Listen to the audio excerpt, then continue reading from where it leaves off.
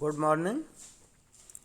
मैं डॉक्टर रविंद्र कुमार शर्मा, सहायक आचार्य, व्यवसाय प्रशासन, राजकीय स्नातकोत्तर महाविद्यालय बयाना, बीकॉम फर्स्ट ईयर के समस्त छात्र एवं छात्राओं, आज मैं आपको व्यवसाय प्रशासन विषय का पेपर सेकंड उद्यमता एवं लघु व्यवसाय प्रबंधन का टॉपिक लघु उपक्रमों का प्रवर्तन अथवा शुभारंभ का ये टॉपिक है, जिसके अंतर्गत हम किस तरह से इन उपक्रमों का निर्माण होता है, नव निर्माण होता है, अर्थात प्रवर्तन होता है और शुरुआत कैसे होती है, इसका अध्ययन हम और उपक्रम के प्रवर्तन की क्या प्रक्रिया है, कौन कौन से कदम इसके अंतर्गत उपक्रम की स्थापना में उठाने पड़ते हैं, वो क्या प्रक्रिया है, इसका हम ये कंटेंट के माध्यम से अध्ययन कराएंगे।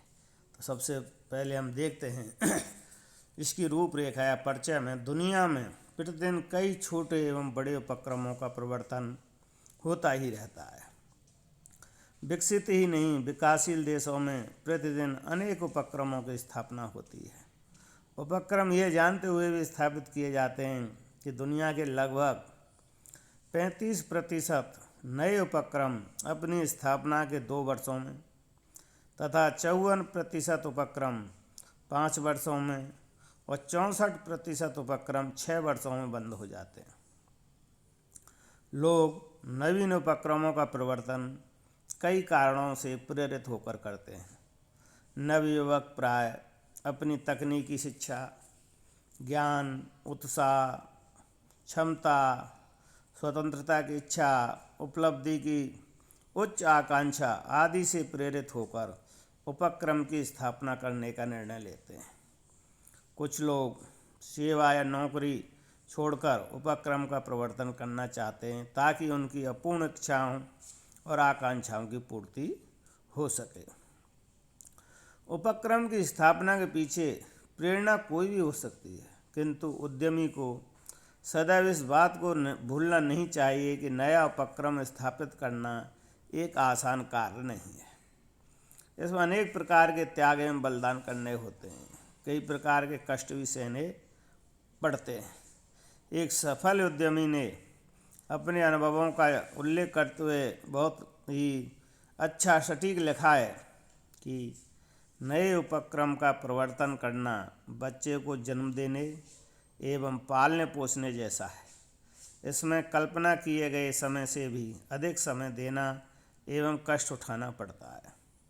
एक बार इस प्रक्रिया में प्रवेश करने के बाद उससे बाहर होना और भी अधिक कष्टदायी होता है। अतः व्यक्ति दोनों ही स्थितियों में से किसी से भी आसानी से छुटकारा नहीं पा सकता है। अतः उपक्रम के प्रवर्तन और स्थापना के निर्णय से पूर्व उद्यमी को निम्नलिखित कुछ कटु बिंदुओं पर भी विचार करना चाहिए। वे कटु बिंदु क्या हैं? स्थापित किए जाने वाले उपक्रम की असफलता की कितनी संभावना है? उपक्रम की असफलता को रोकने तथा उसे सफल बनाने हेतु कौन कौन से कदम प्रारंभ से उठाए जा सकते हैं? यदि उपक्रम असफल हो जाए तो उसके अधिकतम बुरे परिणाम क्या हो सकते हैं? और अंतिम बिंदु इसमें है, उपक्रम के असफल होने की दशा में उसके परिणामों का सामना करने हेतु क्या व्यवस्था की जा सकती है? जो उद्यमी इन बातों पर विचार करके उपक्रम की स्थापना करने का निर्णय लेता है, उसे उपक्रम की असफलता पर न्यूनतम मानसिक आघात लगता है। उसके पारिवारिक सदस्यों को भी कम से कम कष्ट होता है तथा सामाजिक प्रतिष्ठा पर भी दुष्प्रभाव को भी सीमित किया जा सकता है। आगे इसमें है कि उपक्रम के प्रवर्तन के क्या कारण हो सकते हैं। उपक्रम प्रवर्तन के कई कारण हो सकते हैं, उनमें कुछ हम इस तरह से बता रहे हैं। जिनमें पहला है उपलब्धि की उच्च आकांक्षा को पूरा करना, जो हमने प्रारंभ में आपको बताया। स्वयं के लिए रोजगार की व्यवस्था करना। स्वेच्छा अनिवार्य रूप से सेवानिवृत्ति होने पर स्वयं को पुनः प्रतिस्थापित करना। स्वावलंबन एवं स्वतंत्रता की अभिलाषा को पूरा करना। अन्य उद्यमों की सफलता से प्रेरित इच्छा को पूरा करना। धन कमाने की लालसा को पूरा करना। स्वयं के तकनीकी ज्ञान एवं अनुभव का लाभ उठाना। समाज एवं राष्ट्र में पृथक पहचान एवं ख्याति अर्जित करना। जोखिमपूर्ण कार्यों के प्रति अभिरुचि को पूरा करना। इस तरह से किसी भी लघु उपक्रम या उपक्रम की स्थापना अथवा प्रवर्तन के ये निम्नलिखित कारण हो सकते हैं। इसके बाद है इसमें जो मुख्य बिंदु, जो आपके MDS वो MSBU महाराज सूरजमल ब्रज विश्वविद्यालय के पाठ्यक्रम में जिसको महत्वपूर्ण स्थान दिया गया है सिलेबस में, यह है उपक्रम के प्रवर्तन की प्रक्रिया। तो इस अर्थात एक लघु या बृहद उपक्रम के प्रवर्तन में कौन कौन से आवश्यक कदम उठाए जाते हैं, इनका हम विवरण ई कंटेंट में भी कर रहे हैं और आपको इसमें वीडियो के माध्यम से समझा रहे हैं। पहला चरण है इसमें अवसरों की खोज करना। इसके कुल 7 चरण हैं, जिनको हम विस्तार से एक एक करके इनको हम समझाने का प्रयास कर रहे हैं। पहला है अवसरों की खोज करना। उपक्रम के प्रवर्तन की दिशा में पहला कदम है अवसरों की खोज करना। उद्यमी को सर्वप्रथम ये खोजना होता है कि वे कौन कौन से अवसर हैं या नवाचार के अवसर हैं जिनका लाभ उठाने के लिए उपक्रम की स्थापना की जा सकती है। देखो, तो ये जो कौन कौन से अवसर हैं, प्रमुख तथ्य क्या हैं, इन पर विचार करना चाहिए। इसमें क्या वह किसी नए उत्पाद सेवा का विकास एवं निर्माण कर सकता है? क्या किसी विद्यमान उत्पाद सेवा में सुधार करके उससे अधिक उत्पाद सेवा का निर्माण किया जा सकता है? क्या वह उसमें नई सामग्री का अधिक कुशलता से उपयोग कर सकता है? क्या वह किसी उत्पाद सेवा के लिए नए बाजार क्षेत्र का विकास कर सकता है? इस तरह से ये अवसरों की खोज करने में इन तथ्यों पर पहले विचार करना जरूरी है। अब अवसरों की खोज करने के बाद इन अवसरों के स्रोत क्या हैं, इन अवसरों की खोज के बाद स्रोत देखने पड़ते हैं कि ये कहाँ से। पहला इन स्रोतों में समस्याएं। अवसरों की खोज लोगों संस्थाओं की समस्याओं में की जा सकती है। लोगों की समस्याओं को देख सुनकर उनके समाधान के विकल्पों में उपक्रम की स्थापना के अवसरों को खोजा जा सकता है। उद्यमी इन समस्याओं के समाधान हेतु आवश्यक उत्पाद सेवा का उत्पादन वितरण हेतु किसी उपक्रम की स्थापना पर विचार कर सकता है। अवसरों के स्रोत में दूसरा है आवश्यकताएं एवं आकांक्षाएं। उद्यमी लोगों संस्थाओं की आवश्यकताओं एवं आकांक्षाओं में अवसरों की खोज कर सकता है। लोग कई ऐसे उत्पादों सेवाओं की आवश्यकता अनुभव करते हैं जो उपलब्ध नहीं होती हैं। वे आवश्यकता के साथ साथ आराम एवं विलासिता से संबंधित भी हो सकते हैं। ये आवश्यकताएं बच्चों, वयस्कों, देड़ों, वृद्धों आदि के उपयोग की हो सकती हैं। तो इनसे आवश्यकता आकांक्षाओं से भी अवसरों के स्रोतों को ज्ञात किया जा सकता है। तीसरा है आविष्कार। दुनिया में कई आविष्कार होते रहते हैं। पत्र पत्रिकाओं, टीवी, रेडियो आदि पर आविष्कार के समाचार पढ़ने, सुनने, देखने को मिलते रहते हैं। इन आविष्कारों से समाज के लिए उपयोगी उत्पादों सेवाओं के निर्माण पर विचार करके उपक्रम स्थापित करने के अवसर की खोज की जा सकती है। अगला है अवसरों के स्रोत में प्रतिस्पर्धा। अनेक उद्यमी विद्यमान बाजार प्रतिस्पर्धा में ही नवीन अवसरों की खोज करते रहते हैं। वे बाजार में प्रतिस्पर्धा के कारणों की खोज करते हैं तथा विद्यमान उत्पादों सेवाओं के उत्पादन विपणन में अपने लिए अवसरों की खोज करते हैं। ये उल्लेखनीय है कि विद्यमान उत्पादों सेवाओं के रंग, रूप, आकार, गुण, क्षमता, मूल ढांचे आदि में परिवर्तन संभावना को देखकर ये नए अवसरों की खोज की जा सकती है। अगला है इसमें अवसरों के स्रोत में परिवर्तन। परिवर्तन संसार का नियम है, सभी में परिवर्तन हो रहा है, अतः इन परिवर्तनों में ही अवसर की खोज की जा सकती है। परिवर्तन किस किस चीज़ का होता है? बाजार के अंतर्गत प्रौद्योगिकी तथा तकनीक में परिवर्तन, जनसंख्या के आकार एवं प्रवृत्ति में परिवर्तन, लोगों की विचारधारा एवं बोध में परिवर्तन, उत्पादन वितरण प्रणालियों आदि की विधियों में परिवर्तन। तो इस तरह से परिवर्तन के माध्यम से भी अवसरों की खोज की जा सकती है। और अगला है अप्रत्याशित घटनाएं।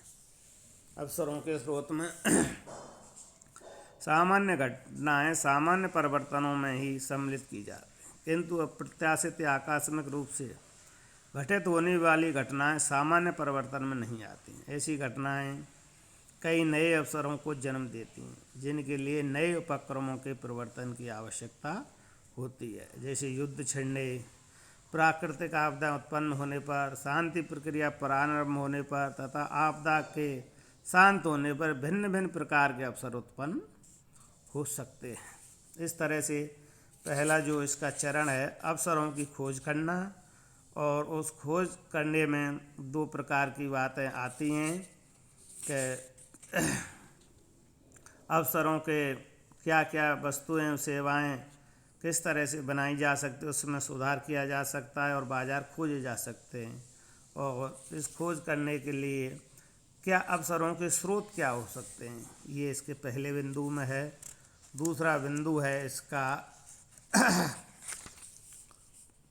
अवसरों का विश्लेषण एवं मूल्यांकन करना। उपक्रम के प्रवर्तन की दिशा में अगला कदम है खोजे गए अवसरों का विश्लेषण एवं मूल्यांकन करना है।